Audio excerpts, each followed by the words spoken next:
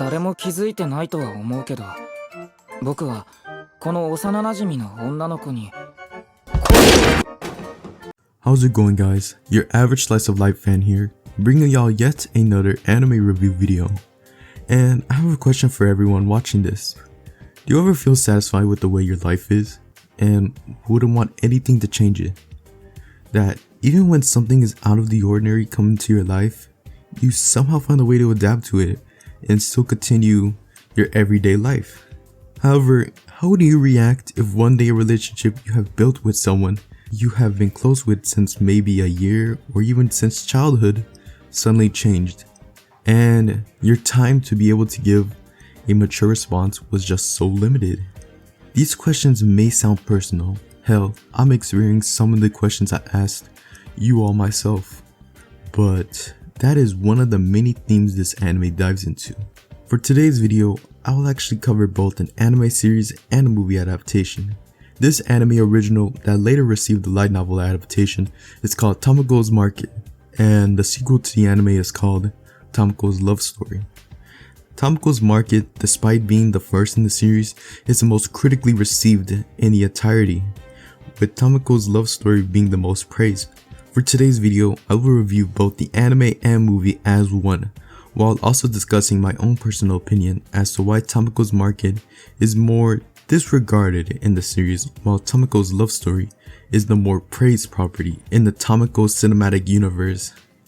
As always, I will discuss some spoilers, especially for the movie, so if you really want to watch the anime without knowing what's it gonna be about, watch it. Come back to this video later. So sit back, grab something quick to eat, or if you're at a restaurant, aggressively grab your drink and enjoy today's video. A quote-unquote quick synopsis for both the anime and movie is that a white, slim, and elegant bird is trapped in a bouquet at a local flower store. Our main protagonist, Kitashirikawa Tamako, is a first-year high school student who lives in a mochi shop with her dad in the Osugayama shopping district. She stumbles upon said bird, and the bird takes Tamako's heroic deed as a way to express her love to him. I don't know why this ends up becoming the running gag for the whole series, but the bird humorously declines Tamako's confession and says that he is looking for someone that can marry his prince. The bird introduces himself, and he is called Della Mochimasi. His name ends up becoming a long-running gag with Tamako's dad, as his name sounds like he's saying mochi is disgusting, which would obviously trigger him. I failed to mention the fact that Della is a talking bird. It isn't like Clifford the Big Red Dog, where it's just dots used to give the audience a sense of voice, but rather it's more like freaking Brian from Family Guy, where everyone just accepts the fact that he is a talking animal. I will give the anime credit that everyone that hears Della speak is shocked by it. However, we never get an explanation as to why Della is able to speak, except that later on we learn that there are other birds that talk where he lives. Tamako takes Della to her house to show everyone, and Della says he has to leave soon as he needs to find his prince a bride. But Della instead engulfs himself into eating whatever Tamako's dad feeds him, and Della gets fat and he can't fly. Tamako decides to take care of Della, and soon he basically becomes a family pet. The anime mostly revolves around Tamako's everyday life and the people she talks with, like her next door neighbor Mochizo Oji, where they have a will they won't they kind of relationship that doesn't get explored much until the movie. She also has friends she always hangs out with, like Midori and Kana, and later on Shiori, who are in the Baton Club. At the very end of the anime, Della's basically owners Choi and Mecha, aka the prince, come visit, and the prince wants to meet Tamako to see if she's queen worthy. And at the end of the episode, she declines and they return to their country, including Della, and that marks the end for Tamako's Market. I'll try to be short for the movie, but Tamako's love story revolves around Tamako and Mochizo, where it tests their relationship and perfectly executes how any person would react if their childhood friend not only confessed to them, but also told them that they're gonna leave to another city. The movie mostly has everyone in the sidelines, and even Della, that I would consider a main character of Tamako's Market, basically only shows up for 5 minutes in the movie. This movie focuses on the romantic dynamic of Tamako and Mochizo, and concludes with Tamako confessing to Mochizo and concluding the entire series. Wow, that synopsis was pretty long, despite how straightforward the plot of the anime is. The anime does have a lot of subplots throughout the series though. I feel as though the fact that this anime has a tag of being a slice of life, that is just mostly what the plot focuses on. Now, there isn't anything wrong with that. A lot of the series I tackle on this channel are mostly slice of life and rom-com anime. However, they are very distinct through one special rule that every source of media has to follow, and that is execution. You could have created the greatest plot that could nag anything Shakespeare and Flannery O'Connor has created, but if the way you set up the plot isn't interesting and can even be boring, then it will just ultimately fail. I personally didn't find Tamako's market to be boring, but even I can admit that there were scenes I wasn't interested in watching. In my opinion, I feel as though Tamako doesn't even get any character development until the movie, and she is the main character. She is supposed to have character development and grow from the person she was in the beginning. This, in my opinion, is why I think Tamako's market is disregarded and even hated by anime fans, mostly by the fact that how too casual it is and how it fails to tackle anything new and stick with what it has. For example, why do we just accept the fact that Della can not only talk, but also project a literal projection of someone far away from where they are?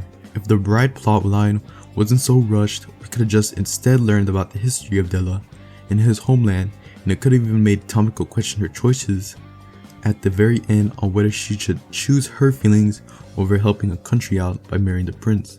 One thing everyone fails to understand about Tamako's market and love story is the theme of the whole series. In my opinion, Tamako's market is about balance, on how it's like to live an everyday life and not let stuff out of the ordinary affect how you are. The last two episodes are a great example of this, as Tamako is forced with the decision of marrying the prince despite not being ready for it. Everyone in town basically just agrees with it except for Midori and Mochizo, who consider Tamako's feelings. Tamako is able to express her emotions to Dera on why she doesn't want to marry the prince, as she enjoys her life and doesn't want to rush it, and Della understands it and tells the prince.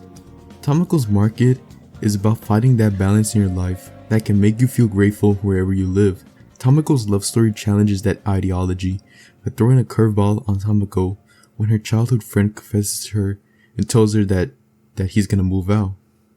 Throughout the film, Tamako witnesses how everyone is trying to make the best of their last year in high school by making memories, and Tamako has to realize that she's growing up and not everything can stay the same, and that you should just live your last moments of your childhood with no regrets. This is why by the end of the film, when Midori tricks Tamako into thinking Mochizo is already leaving to Tokyo, she has to respond to Mochizo's feelings fast before she ends up losing him and regretting it, and so Tamako meets up with Mochizo at the train station and concludes the movie with Tamako saying she loves him too. Tamako's market was an anime I didn't expect to get a lot from. I thought it was going to be a basic slice of life anime, and while yes, by definition it is, the theme of the anime and movie is so clever, I had to make a video on it from my discovery. There are anime fans who say to only just watch Tamako's love story and ignore Tamako's market, but watching one without the other makes the story seem incomplete, as just watching the movie, you'll be confused as to why there is a talking bird in the first 3 minutes of the film, and why you should even care about Tamako and Mochizo's relationship, and why does it take Tamako so long to come up with an answer. Just watching the anime and not the movie will leave you unsatisfied with the conclusion, as you'll be left with more questions than answers. Both properties complement each other and create a great series that I would highly recommend to fans of the romance genre. Tamako's market on its own is just a 7 out of 10, but including Tamako's love story is just about an 8 out of 10. Thank you to anyone who is actually seeing this and didn't leave the first minute of the video. This script is actually pretty long than my usual videos, so I hope I was able to keep your attention. Thank you guys for all your support, as it means a lot to me, as I didn't even think I'd reach a point where I could just discuss anime on the internet.